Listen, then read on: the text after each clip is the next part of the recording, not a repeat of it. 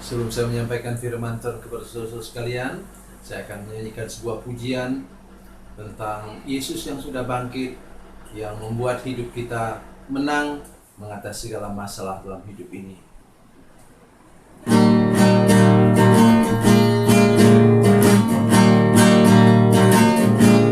Di hari Minggu pagi yang ceria,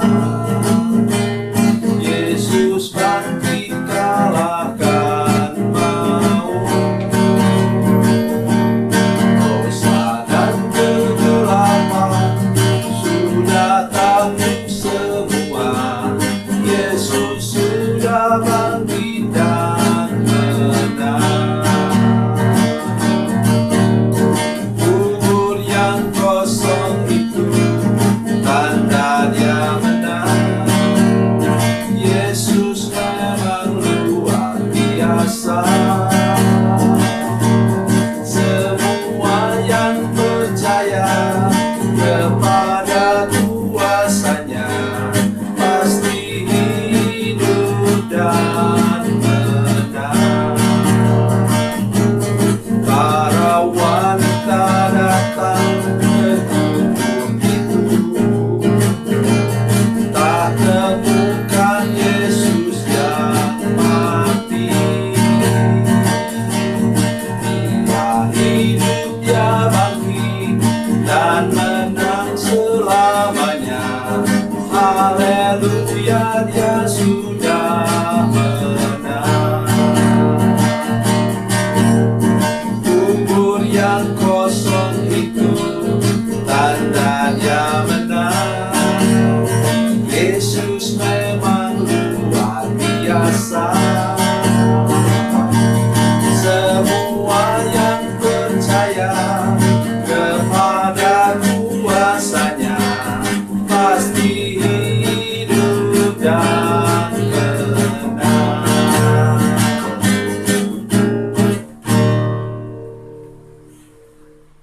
Salam saudara pemirsa, sampai jumpa kembali dengan kami dalam program Berita Pengharapan. Sekali ini saya ingin mengunjungi saudara-saudara sekalian, memberitahukan bahwa kalau Tuhan sudah mengubah hati kita, semua di sekitar kita juga berubah, saudara sekalian. Masalahnya sekarang ialah hati kita. Bila hati kita masih gelap, maka orang di sekitar kita pun terpengaruh, memandang kita secara negatif. Sebelum mendengarkan firman Tuhan, mari kita berdoa. Bapa, dalam nama Yesus, terima kasih banyak Tuhan. Kami percaya kepadamu Tuhan. Kami tahu kalau Tuhan sudah menjamah hati kami, mengubah hidup kami. Mengapa? Maka apa saja dalam lingkungan kami, Tuhan akan ubahkan. Cara pandang orang kepada kami pun pasti Engkau ubahkan. Terima kasih Bapa di surga. Dalam nama Yesus. Haleluya. Amin. Mari kita bersama-sama membaca firman Tuhan hari ini dari Perjanjian Baru. Perjanjian Baru, Injil Yohanes. Sebenarnya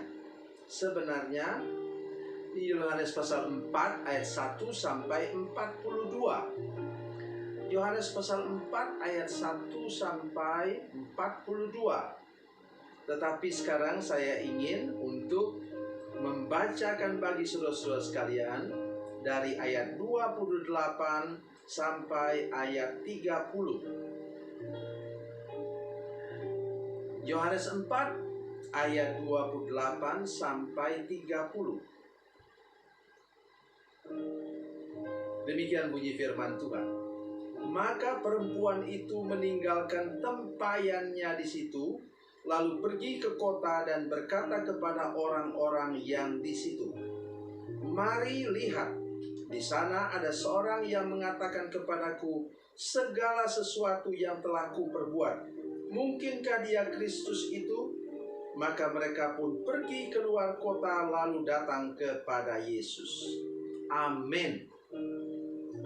Saudara sekalian, inilah cerita tentang perempuan Samaria. Dia menyembunyikan sesuatu dari orang lain. Itulah begitu banyak suaminya, mantan suaminya, bukan pacar, mantan suaminya, yaitu ada 5 orang mantannya. Dan yang sekarang juga bukan suaminya. Artinya ada 6. Oh, saudara, mungkin saudara bilang begini, tidak mungkinlah ada orang begitu. Saya sering bertemu dengan orang seperti itu.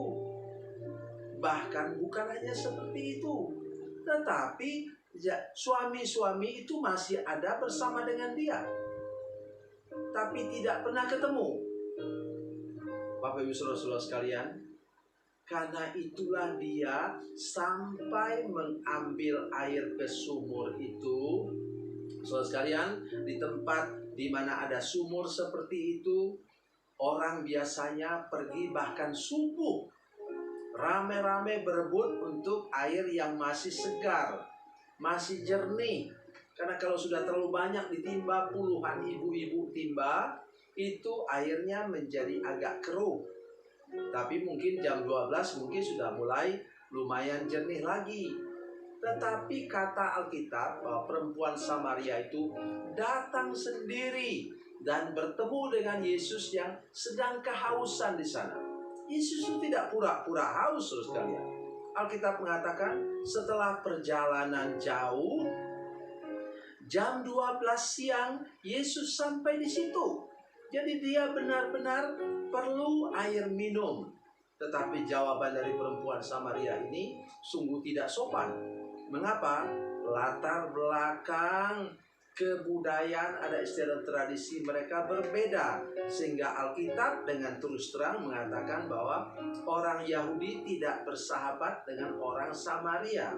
Tidak bersahabat artinya tidak akrab. Mereka tidak cocok satu dengan yang lain karena kebudayaannya berbeda. Oke. Sekarang sudah melihat terjadi titik balik. Pusat apa yang diperlukan oleh perempuan Samaria ini tadi ialah apa? Tempayannya untuk dia mengambil air dari sumur, saudara sekalian. Jadi tolong dengar saya baik-baik. Kalau saudara sudah bertobat sungguh-sungguh, sudah lahir baru, sudah dilepaskan dari kutuk, saya ingin mengatakan kepada saudara sekalian, bertobat yang sungguh-sungguh, lahir baru, terima Yesus dalam hati saudara, dilepaskan dari kutuk, saudara betul-betul jatuh cinta pertama saudara kepada Yesus, hidup saudara pasti radikal, tidak bisa dihindarkan lagi. Semua yang menjadi prioritas hidup saudara masa lalu ditinggalkan total, tidak separuh. So lihat di sini, pada waktu itu perempuan Samaria ini sampai lupa kepada prioritas dia datang tadi untuk ambil air. Kemana dia pergi? Coba saudara perhatikan baik-baik. Kemana dia pergi? Dia pergi ke kota, saudara sekalian. Tetapi tempayannya ditinggalkan. Ayat 28. Perempuan itu meninggalkan tempayannya di situ, lalu pergi ke kota dan berkata kepada orang-orang yang di situ. Kok pergi kota? Ya sambil bawalah tempayan yang berisi air itu, sambil bersaksi. Oh tidak, saudara sekalian.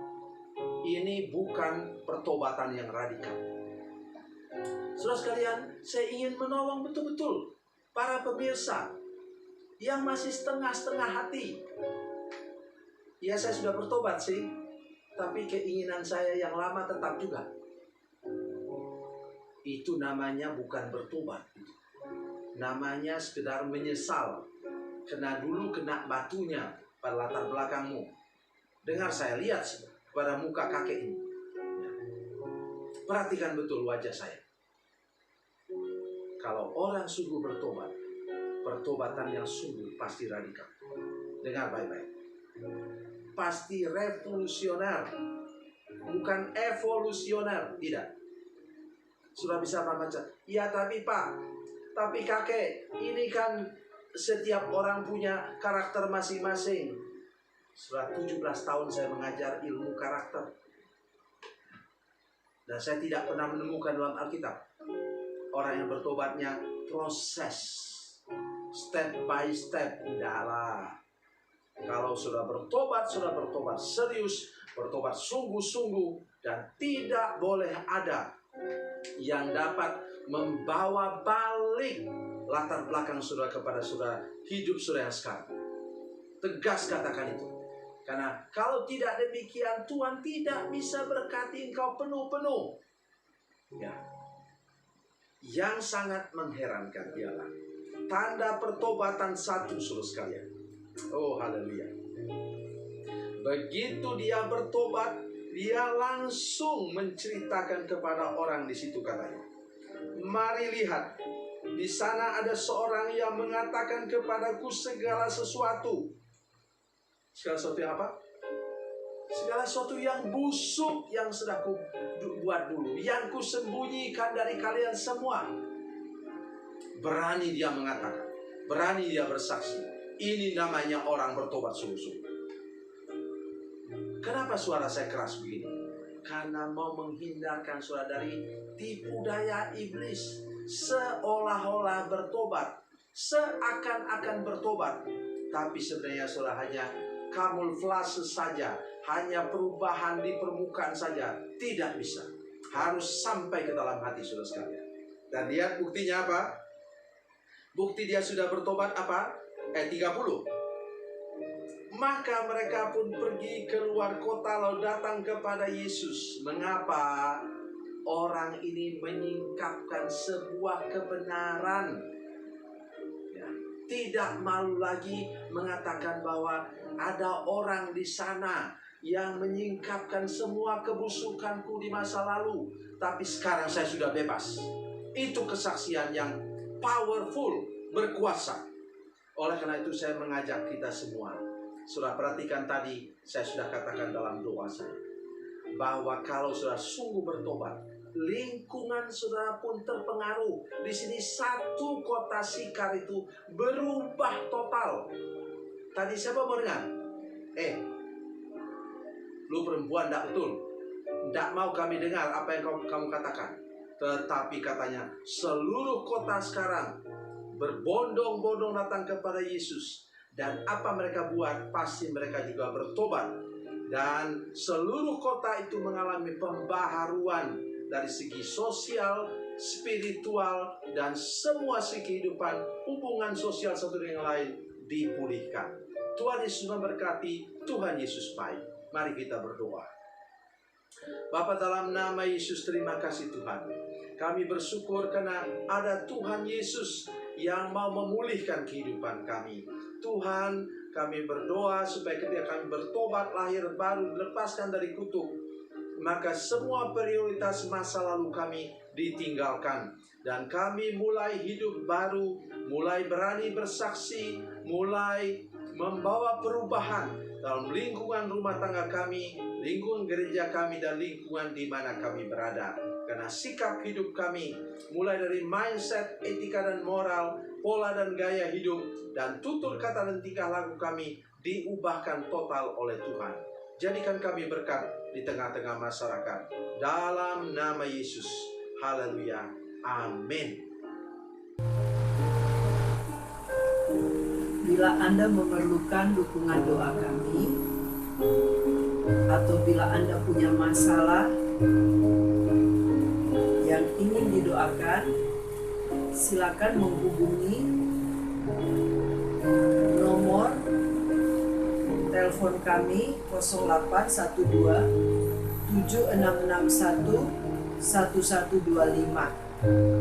Dan bagi Anda yang berada di luar negeri, silakan menghubungi +62 812 7661 1125.